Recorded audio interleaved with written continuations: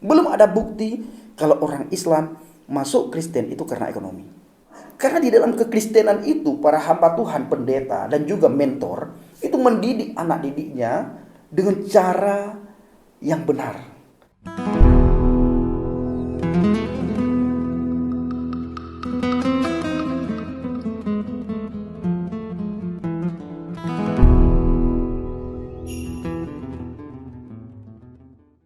Haleluya, haleluya. Assalamualaikum, Bishim Hamasyah. Salam Aki. Aku kabarkan Injil keselamatan. Bapak Ibu Indonesia Tuhan, ketemu lagi dengan saya Evangelis Avraham Effendi Usman. Bagaimana kabar kita semuanya? Para subscriber, pencinta channel Kabar Baik Habaget dan juga para murtadin Indonesia. Saya percaya kita semua dalam lindungan Tuhan. Nah, kali ini saudaraku, kita akan membahas satu komentar yang sangat penting bagi kita semuanya, dan ini nantinya menjadi pencerahan juga bagi teman kita. Nah, dia berkata begini: Islam mengajarkan tidak ada paksaan beragama. La ikraha fiddin. Tidak ada paksaan di dalam beragama. Nah, ini kata-kata yang diulang-ulang oleh saudara kita umat Islam, termasuk ustadz, sering berkata bahwa la ikraha fiddin. Tidak ada paksaan di dalam beragama Islam. Kalau ada orang Islam yang reaktif terhadap orang Islam yang murtad, hal ini juga terjadi pada pengikut agama lain. Saya setuju ya. Kalau ada orang Kristen yang masuk Islam, orang Kristen yang reaktif juga banyak. Saya juga setuju. Kebanyakan orang Islam murtad disebabkan oleh faktor ekonomi. Nah, ini yang saya tidak setuju. Karena saya murtad, percaya kepada Yesus, itu karena kebenaran. Akulah jalan kebenaran dan hidup. Tidak ada seorang pun yang datang kepada Bapa kalau tidak melalui aku.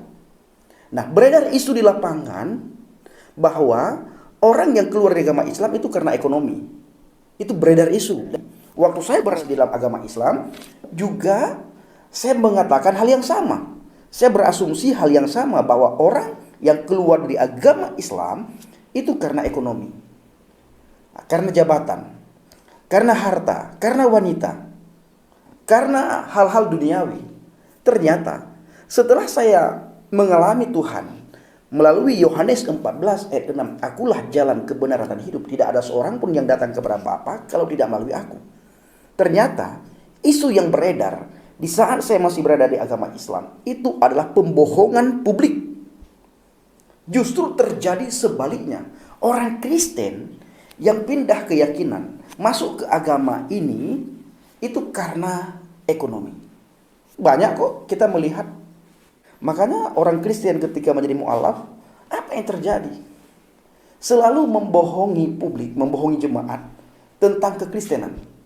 Kalau kita Bapak Ibu membaca yang tertulis, bukan tanpa dasar kita ngomong, bukan asumsi, bukan omong doang, tapi ada dalilnya, ada buktinya yang real dan bisa dipertanggungjawabkan. Kalau teman-teman yang mengatakan bahwa orang Islam masuk Kristen karena ekonomi, ini belum ada dasarnya. Saya melihat belum ada bukti kalau orang Islam masuk Kristen itu karena ekonomi. Justru banyak para murtadin setelah masuk Kristen karena motivasi salah itu akhirnya kecewa. Kenapa? Karena di dalam kekristenan itu para hamba Tuhan, pendeta dan juga mentor itu mendidik anak didiknya dengan cara yang benar. Bagaimana melihat firman yang hidup, bagaimana bergantung mutlak pada firman yang hidup, Yeshua HaMashiach, Yesus Kristus. Saya alami, Bang Aliuddin alami, teman-teman murtadin yang lain juga alami, Ibu Yusnita Tanjung juga alami, Kak Novi Madura, murtadin dari Madura juga mengalami hal yang sama yang saya alami. Percaya kepada Yeshua HaMashiach itu karena keselamatan, bukan karena ekonomi. Tidak akan kita dapatkan hal-hal duniawi di dalam kekristenan, kecuali nanti kita sudah melewati proses dan kita terjun ke lapangan, terjun ke dunia penginjilan. Itu ada saja anak-anak Tuhan yang kelimpahan mereka mensupport pelayanan kami, para murtadin. Hanya ini yang kami alami. Bukan seperti yang digembar-gemborkan oleh saudara-saudara kita umat Islam, khususnya para ustadz. Saya ingin katakan satu hal. Stoplah fitnahan murahan Anda itu. Jangan memfitnah. Apalagi ini zaman internet, zaman yang terbuka. Apa yang tersembunyi semuanya tersingkapkan di internet ini. Tidak bisa disembunyikan. Oke? Tapi kalau gara-gara tidak ada paksaan dalam beragama, saya antara setuju dan tidak setuju. Bisa dikatakan 100% saya tidak setuju. La ikraha fiddin, memang benar itu ada ayat dalam Al-Quran yang berkata bahwa tidak ada paksaan di dalam agama Islam. Tapi bagaimana dengan sebuah hadis yang saya akan bacakan kepada kita semuanya supaya kita tahu bahwa apa yang saya sampaikan ini benarkah atau hanya omong doang. Hadis riwayat Bukhari nomor 6878, Muslim 1676 dan Nasai 4016 dan yang lainnya. La yahillu damu mri'i muslim yashhadu an la ilaha illallah wa anni rasulullah illa bi ihda thalathi ad-nafsu bin nafsi wa thayyibuz zani wal mariku minad dini tariku lil jamaah. Artinya tidak halal darah seorang muslim yang bersaksi la ilaha illallah dan bahwa aku utusan Allah, yaitu Muhammad, kecuali karena 3 hal. Yang pertama, nyawa dibalas dengan nyawa. Ini hukum Taurat. Nyawa dibalas dengan nyawa. Mata ganti mata. Ya, darah ganti darah. Ini tertulis di dalam Alkitab jelas Bapak Ibu ya. Dan di hadis ini juga dikatakan hal yang sama. Apakah hadis ini mengutip Alkitab di dalam Perjanjian Lama? Itu terserah mereka ya. Orang yang berzina setelah menikah dan orang yang meninggalkan agamanya memisahkan diri dari jamaah kaum muslimin. Nah, bagaimana menurut saudaraku? Apakah ini bukan termasuk paksaan? Kalau orang sudah berada di dalam agama Islam, lalu dia keluar dari agama Islam, di sini dikatakan halal darahnya. Hadis mana yang mengatakan Bang Pendi? Hadis riwayat Bukhari 6878 dan hadis Muslim 1678 dan Nasai 4016 dan lainnya. Nah, ini adalah hadis yang sahih. Jangan nanti ketika mereka merasa terpojok, mereka berkata bahwa apa yang kita bacakan ini adalah bukan hadis yang sahih, tapi hadis yang dhaif, hadis yang lemah. Kalau hadis yang sahih itu hadis yang kuat. Nah, saya akan bacakan satu lagi hadis di dalam hadis riwayat Bukhari 3017 dan Nasai 4059. Apa dikatakan di situ? Man baddala dinahu faqtuluhu. Artinya, siapa yang mengganti agamanya, bunuhlah dia. Bisa dipahami? Siapa yang mengganti agamanya, bunuhlah dia. Ini maksudnya apa? Di situ dikatakan la ikraha fiddin di dalam Al-Quran. Tidak ada paksaan dalam agama.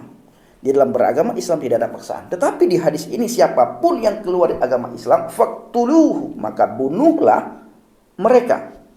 Bunuhlah dia. Maka bunuhlah dia. Ini bagaimana maksudnya? Ada tidak kira-kira paksaan di dalam agama Islam? Tertulis jelas di dalam Al-Quran la ikraha fiddin, tidak ada paksaan dalam Islam. Tetapi dalam sebuah hadis dikatakan an baddala dinahu faqtuluhu. Siapa yang mengganti agamanya, bunuhlah dia. Faqtuluhu, bunuhlah dia. Ini bagaimana menurut saudara? Silakan saudara tafsirkan sendiri. Nah, kita lanjut saudaraku apa yang orang ini sampaikan ya. Kebanyakan orang Islam murtad disebabkan oleh faktor ekonomi. Kita sudah jelaskan tadi ya. Nah, kemiskinan ataupun karena pemahaman terhadap Islam itu kurang berilmu. Kalau saya katakan, orang yang waras itu akan tahu bagaimana agama ini bisa membawa kita ke surga. Sekali lagi, orang yang waras akan memahami, akan mengerti, akan berpikir secara kritis bagaimana di dalam sebuah agama tersebut ada kepastian tentang keselamatan, bukan mudah-mudahan. Nah, sekalipun kita sudah melakukan amal kebaikan, semua amar ma'ruf nahi mungkar kita lakukan. Moga-moga, mudah-mudahan masuk surga. Alkitab enggak seperti itu. Siapapun yang percaya kepada Yeshua HaMasyiah pasti memperoleh hidup yang kekal, tidak akan binasa, tidak akan mengalami neraka, tidak akan masuk neraka. Itu. Jadi, saudaraku yang dikasihi Tuhan, saya akan selalu meluruskan penafsiran yang keliru mengenai Alkitab. Dan saya akan selalu hadir untuk meluruskan apa yang sudah mereka bengkokkan.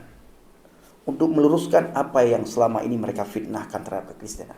Karena fitnah mereka itu terhadap kekristenan sama dengan fitnah saya dulu terhadap kekristenan waktu saya masih berada dalam agama Islam. Terima kasih. Shalom alaikum bishim Masiyah. Salam Aki. Aku kabarkan Injil keselamatan. Bapak Yahweh bishim Adonai Yeshua HaMashiach. Waruah Kudus memberkati kita semua. Haleluya. Amin.